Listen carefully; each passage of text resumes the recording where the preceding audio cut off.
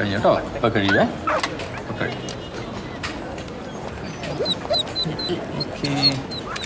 കഴിഞ്ഞോ കേട്ടോ ഉണ്ട് thank you doctor. Okay welcome പോര് പോര് ആരാ ദുബായിലെ ജോലി പോയല്ലേ? പോയതല്ല കളഞ്ഞതാ. ഓ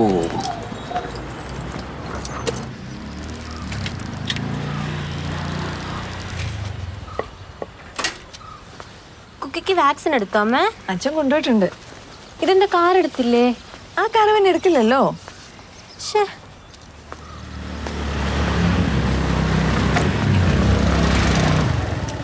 കുക്കി എവിടെ?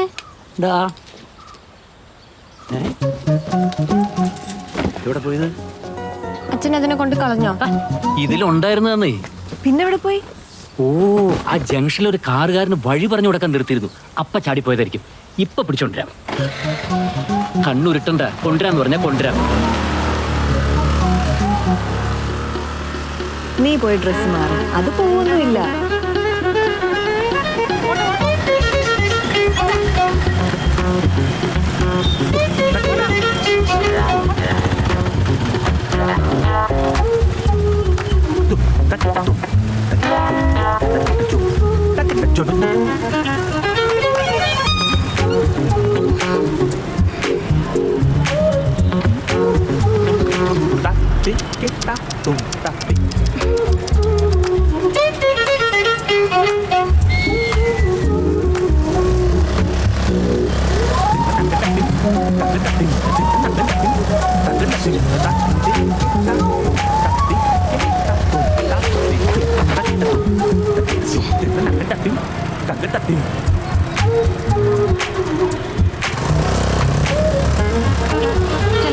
പോലീസല്ലേ? അപ്പു ഒന്ന് എന്തെങ്കിലും കഴിക്കേ. ഫുഡ് കഴിക്കാതിരുന്നു കഴിഞ്ഞാൽ കുക്കിയെ തിരിച്ചു കിട്ടുമോ?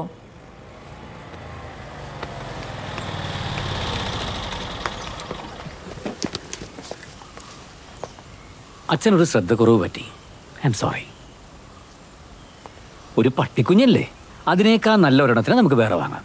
എന്നെയാണ് കാണാതായതെങ്കിൽ അച്ഛൻ വേറൊരെണ്ണത്തിന് വാങ്ങി അമ്മയ്ക്ക് കൊടുക്കോ? നിന്നെ പോലെയാണോ പട്ടിക്കുഞ്ഞ്? അച്ഛന് ഞാൻ എങ്ങനെയാണോ അതുപോലെ എനിക്ക് കുക്കി. You don't get it. അച്ഛൻ അറിയാതെ പറ്റിയതല്ലേ മോളെ? അറിഞ്ഞോണ്ട് തന്നെയാ, എനിക്ക് ഉറപ്പാ. ഇടയ്ക്കിടയ്ക്ക് പറയാറുള്ളതല്ലേ അതിനെ എവിടെ കൊണ്ട് കളയുന്ന. ഒരു ചാൻസ് കിട്ടിയപ്പോ അതങ്ങ് ചെയ്തു.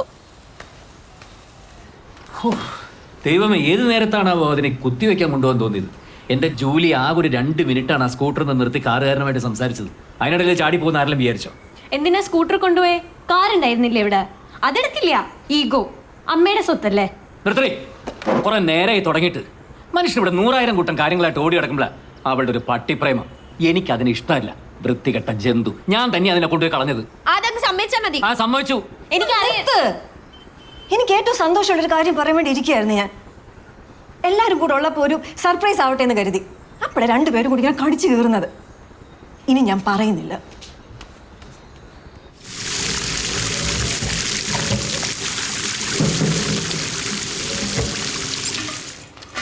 കാര്യം എന്താന്ന് പറ ജൂലി.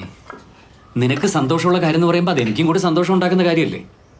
എനിക്കിന്ന് PSCയുടെ മെമ്മോ കിട്ടി, ജോലിക്ക് ജോയിൻ ചെയ്യാൻ. ഇതല്ലേ ആദ്യം പറയേണ്ടിയിരുന്നത്. എവിടെയാ പോസ്റ്റിംഗ്? വയനാട് കളക്ടറേറ്റിൽ. പക്ഷെ ഞാൻ പോകുന്നില്ല. അതെന്താ? ഞാനിവിടെ ഉള്ളപ്പോൾ തന്നെ ഇങ്ങനെ അടികൂടുന്ന അച്ഛനെ മോളെ മാത്രമാക്കിയിട്ട് ഞാൻ എങ്ങനെ പോകും? അല്ല, അതിപ്പോ ഞാൻ പോകുന്നില്ല എന്ന് തീരുമാനിച്ചു. ഒരു ഗവൺമെന്റ് ജോലി എൻ്റെ ഏറ്റവും വലിയ ഡ്രീം ആയിരുന്നു. എൻ്റെ ഫാമിലിയുടെ മുമ്പിൽ ഞാൻ ചൂസ് ചെയ്ത ലൈഫ് ശരിയായിരുന്നു എന്ന് പ്രൂവ് ചെയ്യാനുള്ള ഒരു പ്രൗഡ് മൊമെന്റ്. എനിക്കതിനുള്ള യോഗ ഇല്ലാന്ന് വിചാരിച്ചോളാം.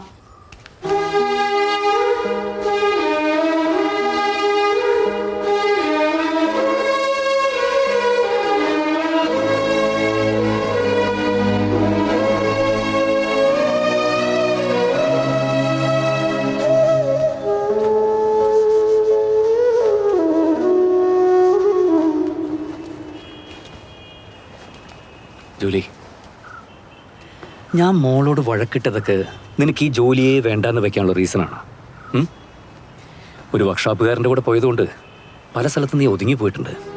PSCയുടെ റാങ്ക് ലിസ്റ്റിൽ അവസാനത്തെ ചാൻസ് ആയിട്ട് ലോട്ടറി പോലെ ഇപ്പോൾ കിട്ടിയ അപ്പോയിൻമെൻറ്റേ അതിനൊക്കെ ഉള്ളൊരു മറുപടിയാണ്. അത് മാത്രമല്ല നന്ദേട്ട, ഇത്രയും കാലത്തിനിടയ്ക്ക് എത്ര ദിവസമാണ് നമ്മൾ ഒരുമിച്ച് കഴിഞ്ഞിട്ടുള്ളത്? ഇനി എപ്പോഴാ?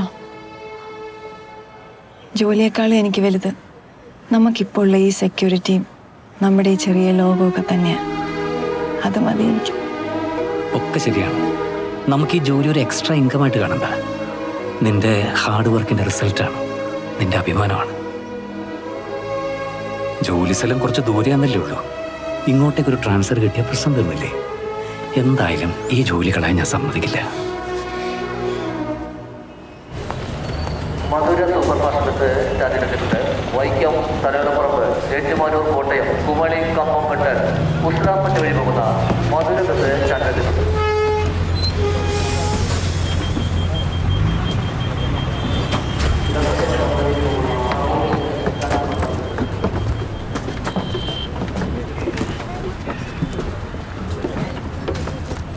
ഒരു ടാക്സി വിളിക്കാനുള്ള പൈസയൊക്കെ എൻ്റെ കയ്യിലുണ്ട് കേട്ടോ.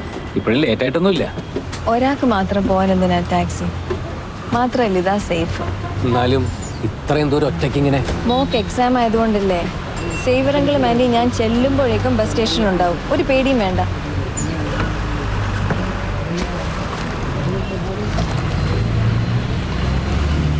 അച്ഛൻ എന്തെങ്കിലും വഴക്കിട്ട നേരെ ഫോൺ എടുത്ത് എനിക്കൊരു വോയിസ് നോട്ട് ഇട്ടാൽ മതി. ദൂരെയാണെങ്കിലും നിന്റെ അച്ഛനെ നിലയ്ക്ക് നിർത്താനുള്ള മരുന്നൊക്കെ അമ്മയുടെ കയ്യിലുണ്ട്.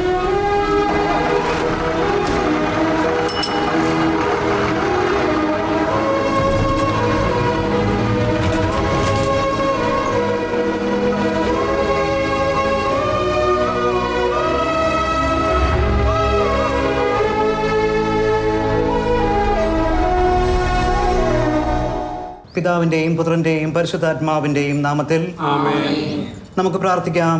സർവശക്തനും കാരുണ്യനുമായ ദൈവമേ, സമൃദ്ധമായി ജീവൻ നൽകി അനുഗ്രഹിക്കണമേ.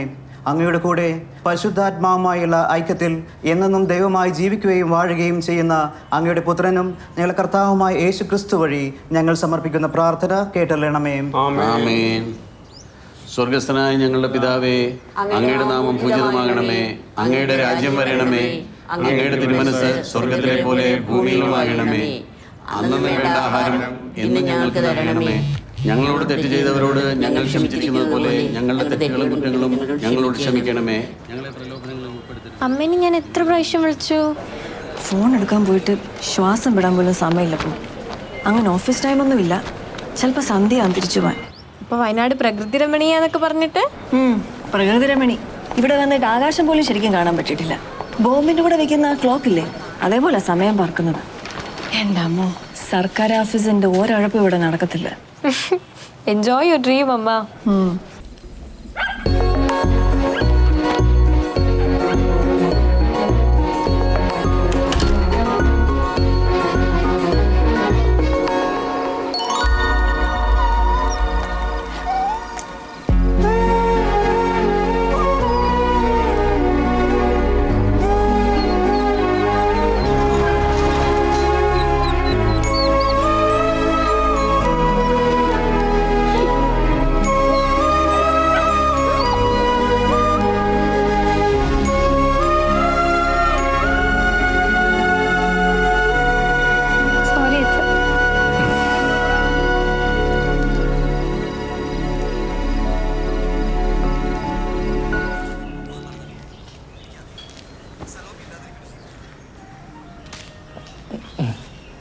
Diary milk.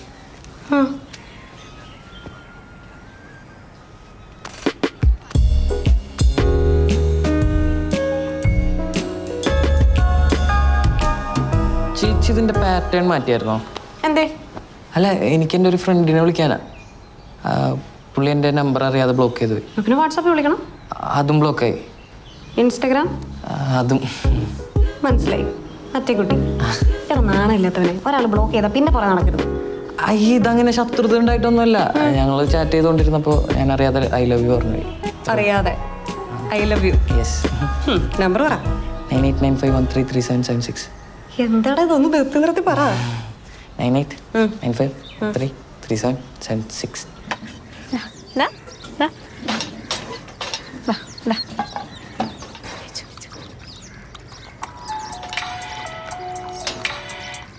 Hello, hi Aparna, ഞാൻ സംഗീത. മോളുടെ കട്ട ഫാൻ രോഹിതിൻ്റെ ചേച്ചിയാണ്. കട്ടയല്ലേ? ഞാൻ അവനൊന്ന് ഫോൺ കൊടുക്കാം. ഓവറാക്കില്ലെന്ന് ഞാൻ ഉറപ്പ് തരുന്നു. ഹലോ. ഓ വീട്ടുകാരെ ഇറക്കി കളിക്കുകയാണോ? അത് ബ്ലോക്ക് ചെയ്ത ഷോക്കിൽ ഞാനങ്ങ് ഇല്ലാണ്ടായി. അപ്പോൾ അതൊന്ന് സോൾവ് ചെയ്യാൻ വേണ്ടി. വെറുതെ സമയം കളയണ്ട രോഹിത്ത്. ഞാൻ ലേശം ഓൾഡ് സ്കൂളാ. ഓൾഡ് സ്കൂളാ? ഇതൊക്കെ വേസ്റ്റ് ഓഫ് ടൈമാ. സമയമാകുമ്പോൾ എൻ്റെ ഇഷ്ടം നോക്കി അച്ഛനും അമ്മ എനിക്ക് കുറേ ഓപ്ഷൻസ് തരും. അപ്പോൾ I pick the best from them. Simple അല്ലേ? അതിലും ബെസ്റ്റ് ഞാനാണെങ്കിലോ? അതെൻ്റെ അച്ഛനും അമ്മയ്ക്കും കൂടി തോന്നണ്ടേ? ഇന്ന് മുതൽ അവരെ ഇമ്പ്രസ് ചെയ്യാനുള്ള ശ്രമം ഞാൻ തുടങ്ങിക്കഴിഞ്ഞു. അമ്മ ഇമ്പ്രസ് ചെയ്യാൻ ഇനി വയനാട് വരെ പോകേണ്ടി വരും. അച്ഛനിവിടെ ഉണ്ട്. കാണുമ്പോൾ സോഫ്റ്റാ, പക്ഷെ ആളിത്തിരി ടെററാ. ടെറർ സോഫ്റ്റ് ആക്കിയാൽ പോരെ? ഏതൊരു ഫാദറിൻ ലോയും കൊതിക്കുന്ന സണ്ണിൻ ലോ ആയിരിക്കും ഞാൻ. എന്നാ സണ്ണിലോ ചെല്ല്, എനിക്കിവിടെ കുറച്ച് ജോലിയുണ്ട്. അയ്യോ വെക്കില്ല. എപ്പോഴും ചേച്ചിയുടെ ഫോൺ കിട്ടത്തില്ല. ലേശ അഹങ്കാരിയ. സോ പ്ലീസ് ഒന്ന് അൺബ്ലോക്ക് ചെയ്യോ? ആലോചിക്കാം.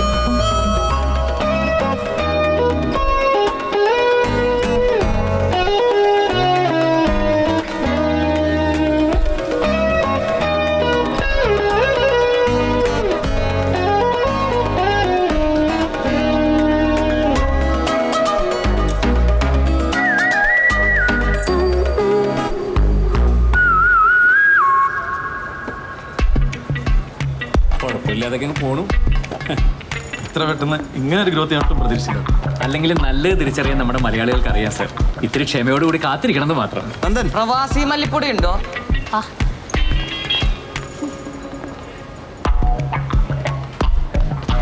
അരുണിനോട് ഞാൻ പറഞ്ഞിരുന്നു ഈ തിരക്കൊക്കെ ഒന്ന് കഴിഞ്ഞിട്ട് ഞാൻ ഒന്ന് കണ്ടോളാം. ശരി നന്ദൻ, അങ്ങനെ ആവട്ടെ. ചേട്ടി പ്രവാസി മുളക് പൊടി എന്താ മേട്ടാ പോയാ? ഞാൻ വരുന്ന വെയിറ്റ് ചെയ്യാൻ പറയാറുന്നില്ലേ? പോണെങ്കിൽ പോട്ടെ. ആ ഡെസ്പാച്ചിലെ മുരളിയെ പാക്കിങ്ങിൽ നിർത്ത്. ഓ നന്ദി കെട്ട വർഗങ്ങൾ. എന്തു സാറേ? ഫാക്ടറിയിലൊരു പയ്യൻ കമാന്നൊരു അക്ഷരം പറയാതെ മുങ്ങിക്കളഞ്ഞേ. ഈ നാട്ടുകാർക്ക് ഒരു ഗുണമായിക്കോട്ടെ എന്ന് വിചാരിച്ചിട്ടാണ് ചുറ്റുവട്ടത്തുള്ളവരൊക്കെ ജോലിക്ക് വെച്ചത്. പക്ഷെ ആത്മാർത്ഥത എന്ന് പറഞ്ഞൊരു സാധനം ഒരെണ്ണത്തിനില്ല. നമ്മളിവിടെ മറുനാട്ടുകാരെ പണിക്ക് വയ്ക്കാറുള്ളൂ. അതാ ബെസ്റ്റ്. ഇനി വല്ല ബംഗാളികളോ ബീഹാറികളോ പണി അന്വേഷിച്ചോട് വരികയാണെങ്കിൽ ഒന്നങ്ങോട്ടേക്ക് അയച്ചേക്കണേ. ഇതാ സാറ് വെച്ച പ്രവാസി. പ്രവാസിയോ? ഏത് പ്രവാസി? ഞാൻ ചോദിച്ചില്ല, അവിടെ തന്നെ കൊണ്ട് ചോദിച്ചു. അക്ഷയ സൂപ്പർ മാർക്കറ്റ്, ഇരുമ്പ് പാലം ആലപ്പുഴ. ആ രാജീവൻ സൂരജൊക്കെ ഇവിടെ. അവർ രണ്ടുപേരും ലീവാക്കിന്നേ. അവരേതോ കൂട്ടുകാരൻ്റെ പെങ്ങളുടെ കല്യാണമെന്നും പറഞ്ഞു. അപ്പം ആലപ്പുഴയ്ക്കുള്ള ലോഡ് പോയത് തന്നെ. ഈ പെങ്ങന്മാരും ഫ്രണ്ട്സും ഒന്നും ഇല്ലാത്ത ആൾക്കാരെ ജോലിക്ക് വെച്ചൂടെ? അല്ല, അത് പറയാനാണ് ഞാൻ വന്നത്. പുറത്തെ ഒരു ബംഗാളി പയ്യൻ വന്നിട്ടുണ്ട് ജോലി അന്വേഷിച്ചിട്ട്. ആളെങ്ങനെയുണ്ട്? കണ്ടിട്ട് കുഴപ്പമൊന്നുമില്ല. രാമേട്ടൻ ഹിന്ദിയിൽ എങ്ങനെയാ? ഹിന്ദിയിൽ ഞാൻ മോശം. ഞാനും മോശം. എന്നാലും വിളിക്കേ. അതെ, പുറത്തൊരു പയ്യൻ നിൽക്കുന്നുണ്ട്, അവനെ വിളിച്ച.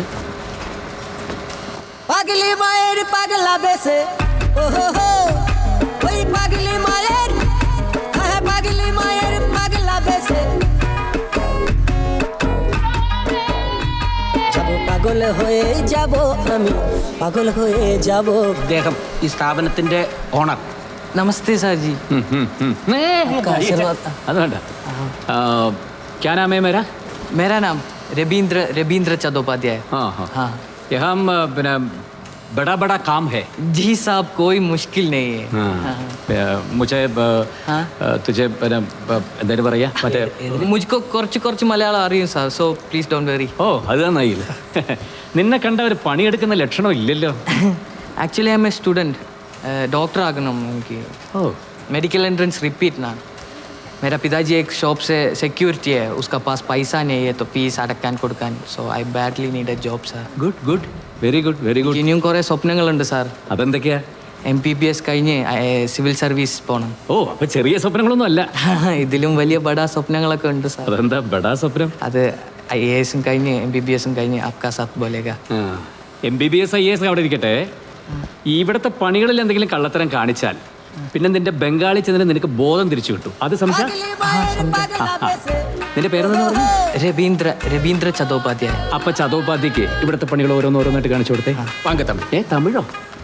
ഈ മലയാളം അറിയാത്ത ആരോടും സംസാരിക്കാൻ പറ്റുന്ന ഒരേ ഒരു ഭാഷ തമിഴാണ്. വാങ്കത്തമിഴ്. ഒരു മിനിറ്റ്. ഇനി அது வந்து முதல்ல இதெல்லாம் பேக் பண்ணு.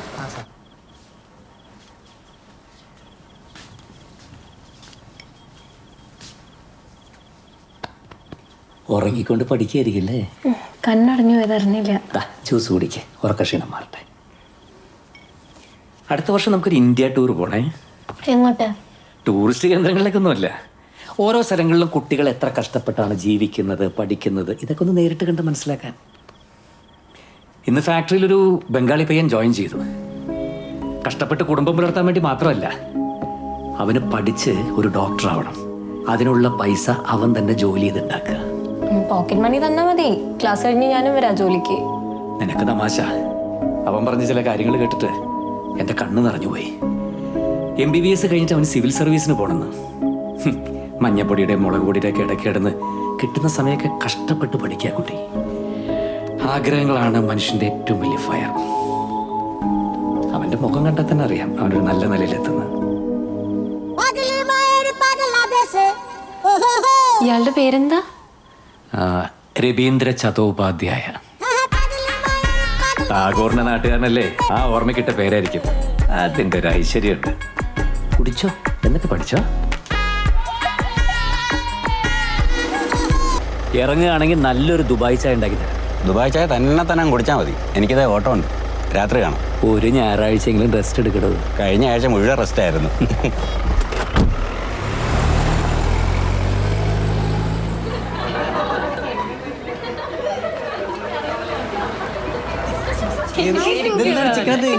ആത്മാവ് കൂട്ടിയെടുത്തോ? ഞാൻ അങ്ങനെ കഴിക്കാറൊന്നുമില്ല. അച്ഛൻ. Hi. These are my friends. Mansi best friend.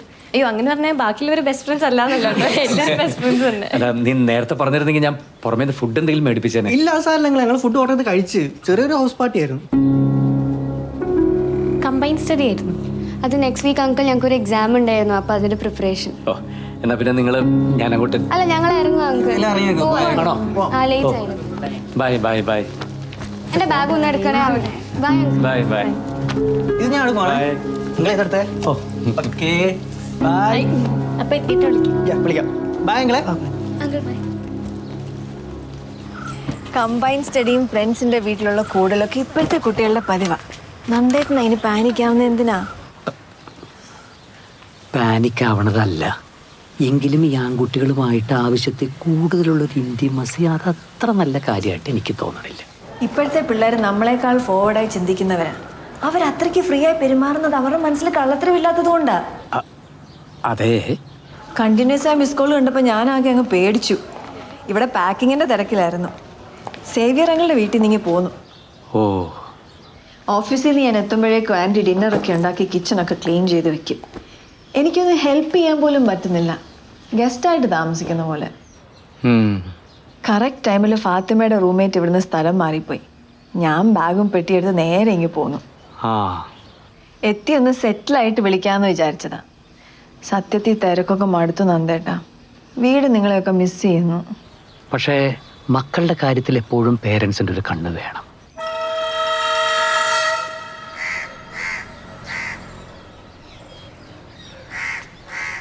ഇതെന്തിനാച്ചാ പെട്ടെന്ന് ഇവിടെ CCTV ഒക്കെ വെക്കുന്നത്?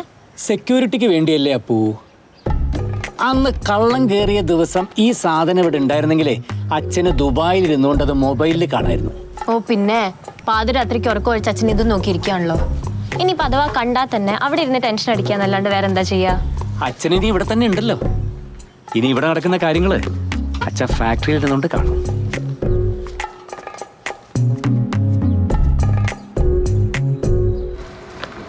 രാമേട്ടാ, ഓ, ഈ ബില്ലിലുള്ളതൊക്കെ കമ്പ്യൂട്ടറിൽ കയറിയിട്ടുണ്ടല്ലോ അല്ലേ? ഇത് മുഴുവനും കയറ്റിയിട്ടുണ്ട്. ഓ, എന്നിട്ട് വന്നേ.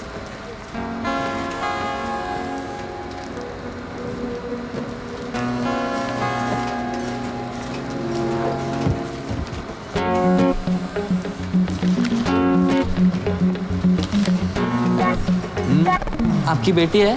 हाँ, बहुत सुंदर है. അതിന് अल्लाह अच्छन को इतना सौंदर्य है तो मोलम सुंदरी होगी. പണിയെടുക്കട്ടെ പണിയെടുക്കട്ടെ.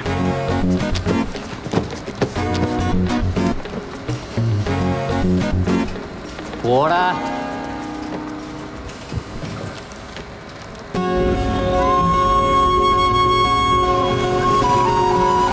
വളവ് വരുമ്പോൾ ഇൻഡിക്കേറ്റർ കേട്ടാ.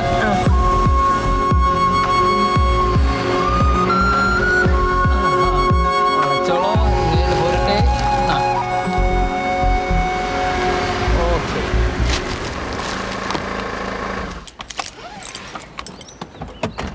അതിനാണ് മോളെയും കൊണ്ട് ഐസ്ക്രീം മേടിക്കാൻ പോക്കല്ലേ?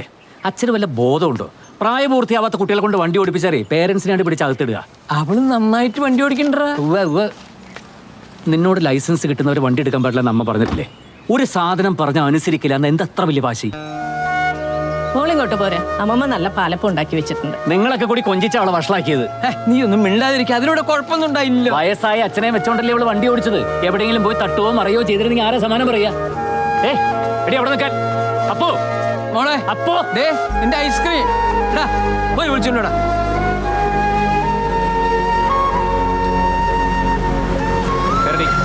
ഞാൻ നടന്നു വെക്കോളാം. കേറാനല്ലേ പറഞ്ഞത്?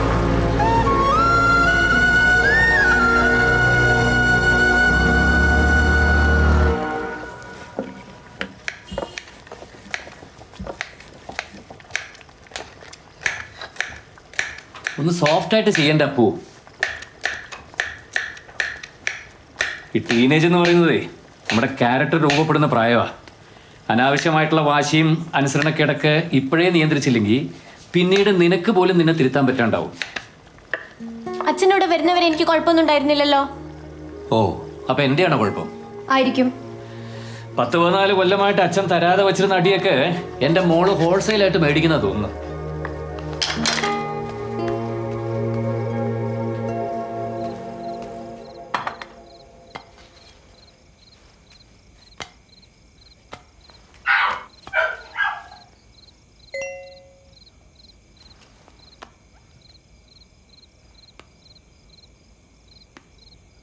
എനിക്കിന്ന് ഫുഡ് വേണ്ട. Good night.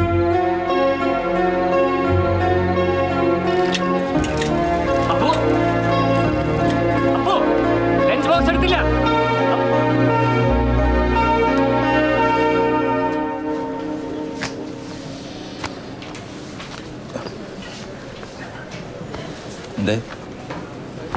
ഈ വീക്കെൻഡിൽ വീട്ടിലൊന്ന് പോയി വരാമെന്ന് വിചാരിക്കുക. മൺഡേ ലീവ് കിട്ടിയിരുന്നെങ്കിൽ. മൺഡേ മാത്രമല്ല, ഈ സാറ്റർഡേ സൺഡേയും ആർക്കും ലീവില്ല. റിലീഫ് ക്യാമ്പിൽ ഡ്യൂട്ടി ഉണ്ടല്ലോ അവർക്കും. മോളെ വിട്ട് ഇത്രയും ദിവസം ആദ്യമായിട്ടാണ് മാറി നിൽക്കുന്നത്.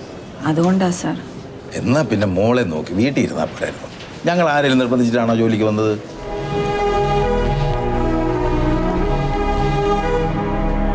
ഈ ഓഫീസ് ഒരു എമർജൻസി സെന്റർ കൂടിയാണ്. അത് ഓർത്താ കൊള്ളാം. വരും. തഹസീൽദാരുടെ ഒപ്പൊക്കെ ഉണ്ടല്ലോ? ഉണ്ട് സാർ.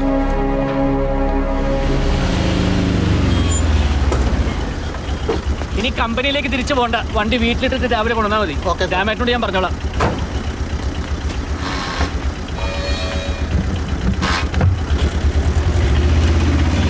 ഇത് ലൈറ്റ് ഒന്നും ഇടാത്ത. അപ്പോ അപ്പോ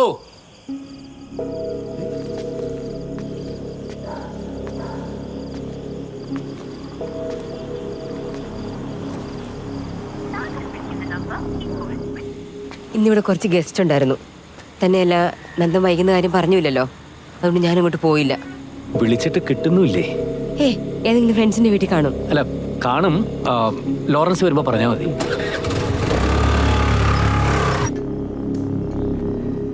ഞങ്ങളെല്ലാവരെയും വിഷമിപ്പിച്ചുകൊണ്ട് നിൻ്റെ അമ്മ ഇവിടെ നിന്ന് ഇറങ്ങിപ്പോയപ്പോൾ പലരും ഞങ്ങളോട് പറഞ്ഞു റിയാക്ട് ചെയ്യണോ.